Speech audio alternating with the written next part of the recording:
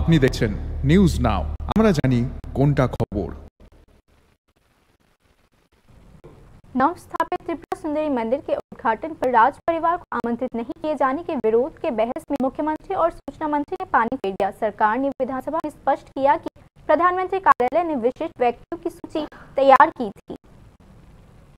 उदयपुर में नवनिर्मित मां त्रिपुरा सुंदरी के उद्घाटन में राज परिवार को आमंत्रित न किए जाने और उनके विरोध को लेकर मंगलवार को त्रिपुरा विधानसभा में गर्मागर्म बहस छिड़ गई।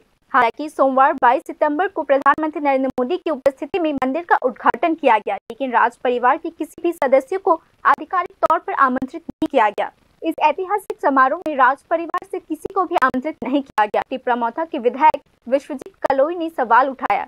राज्य सरकार ने मुख्यमंत्री डॉक्टर मानिक शाह के निर्देश पर अतिथि सूची में राज परिवार के सदस्यों और गणमान्य व्यक्तियों के नाम शामिल किए थे। हालांकि प्रधानमंत्री कार्यालय के निर्देश पर दिल्ली के साउथ ब्लॉक से भेजे गए नए संशोधित सूची में केवल पूर्वी त्रिपुरा की सांसद और राज परिवार के सदस्य कीर्ति देवी देबबर्मा और टिपरामौथा के मंत्री अनिमेश देबबर्मा के नाम शामिल किए गए। मंत्री सुशांत चौधरी ने कहा, राज्य सरकार ने राज परिवार का प्रतिनिधित्व सुनिश्चित करने की पूरी कोशिश की। यह लापरवाही का कोई सवाल नहीं उठता। उन्होंने यह भी कहा, सेंटिमेंट ऐसे पब्लिक रिप्रेजेंटेटिव আমরা কিছু জানতে চাই, তো ওইখানে কেন মহারাজা প্রতিষ্ঠান মালিক বাহাদুরকে কেন আমন্ত্রণ দেওয়া হয়?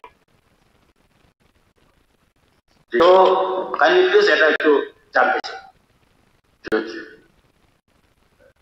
মাননীয় মন্ত্রী, মাননীয় স্পিকার ইনচার্জ মহোদয়, যদিও এই মাতা ত্রিপুরা সুন্দরী মন্দির ট্যুরিজম দপ্তরের অধীন, কিন্তু আমরা একটা টিমওয়ার্ক আমরা পরিলক্ষিত করেছি এই উদ্বোধনকে কেন্দ্র করে। এবং এখানে আমাদের প্রাইম মিনিস্টার অফিস থেকে পাঠানো যে লিস্ট অফ ডিগনিটারিজ যারা বিভিন্ন ফেজ ওয়াইজ বিভিন্ন জায়গায় থাকবে তাদের নামও আছে, এবং সেখানে রাজ পরিবারের সদস্য এবং আমাদের পূর্ব আসনের মেম্বার অফ পার্লামেন্ট শ্রীমতী কীর্তি দেবী সিং নামও রাখা হয়েছে। অনারেবল মিনিস্টার অনিমেষ দেববর্মা উনি আমাদের সঙ্গে লাইন আপে ছিলেন রিসেপশন মাতাবাড়ি মন্দির। তারপরে এখানে পাটলাল এবং আমাদের গুমতি জেলার যারা বিভিন্ন এমএলএরা রয়েছে তাদের নামও বিভিন্ন লাইন আপে আমরা রেখেছি। অ্যাকচুয়ালি আপনি নিশ্চয়ই জানবেন এবং মাননীয় সদস্য নিশ্চয়ই জানবে যে অ্যাজ পার প্রোটোকল যে সমস্ত কিছু এখানে রাজ্য লেভেলে কোনো কিছু নির্ধারিত হয় না। প্রপোজাল আমরা পাঠাতে পারি, মাননীয় মুখ্যমন্ত্রীও সেটা জানেন, যে পিএমও থেকে সমস্ত লিস্ট আমাদের কাছে পাঠানো হয়, এগুলোকে এপ্রুভ করে। লাস্ট মোমেন্টে মুখ্যমন্ত্রীর হস্তক্ষেপে এখানে আমাদের গুমতি জেলা যারা বিধায়ক পাঠানলাল থেকে শুরু করে তাদের নাম সেখানে রাখা হয়েছে। কীর্তি দেবী সিং আসতে পারেননি, মোস্ট প্রবলি উনি একটা অ্যাক্সিডেন্টে হয়েছে না, উনি ট্রিটমেন্টে রয়েছে। কিন্তু আমাদের শরীর দল টিপরামথার মাননীয় সদস্য মাননীয় মন্ত্রী আমাদের সঙ্গে নিজেই ছিলেন এবং অন্যান্য সদস্যরাও সেখানে ছিলেন।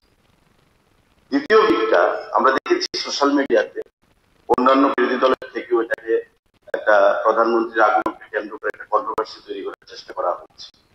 দেখুন, প্রধানমন্ত্রী শপথ विपक्षी विधायकों को क्यों शामिल नहीं किया गया? क्या मंदिर केवल सत्ताधारी दल के लिए है? कांग्रेस विधायक ब्रजेश सिन्हा ने सवाल उठाया।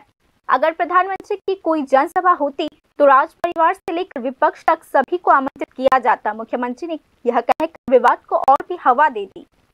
আমি যতটুকু আমি জানি একদম ওয়ান টু ওয়ান কথা বললাম, যেটা সত্যি কথা যাবো আমরা শেয়ার করি যে কোথায় যাচ্ছে বলেছিল আমাকে শাসক পার্টির জন্য মন্দির যে এখানে উদ্বোধন হলো এটা শুধু শাসক পার্টির জন্য। প্রাইম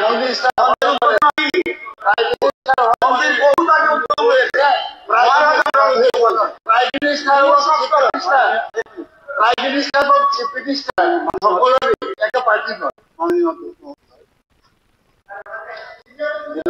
বিধায়ক বিরোধী যেটা বলছেন আমি আবার বলবো, এটা কিন্তু মাননীয় প্রধানমন্ত্রী পুজো দিতে এসছেন, মানে উনি গিয়ে করছেন পুজো আপনি দেখেছেন সেই রকম আরেকটা কি আমরা যেহেতু অনেকদিন ধরে এটাকে প্রসাদ প্রকল্প থেকে আমরা চেষ্টা করছিলাম এটাকে ডেভেলপ করার জন্য, এবং সেই ডেভেলপমেন্টে আমাদের 37 কোটি টাকা আমরা পেয়েছি দিল্লি থেকে, কিন্তু যেহেতু এটাকে বর্ধিত করা হয়েছে তার জন্য অনেক টাকা খরচ হয়েছে।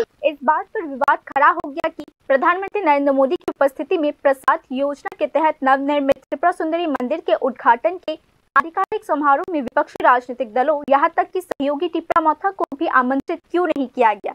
हालांकि संबंधित जानकारों के अनुसार क्योंकि यह मामला प्रधानमंत्री मुख्यालय के अधीन है, इसीलिए राज्य सरकार के पास इस मामले में कोई विशेष अधिकार नहीं है।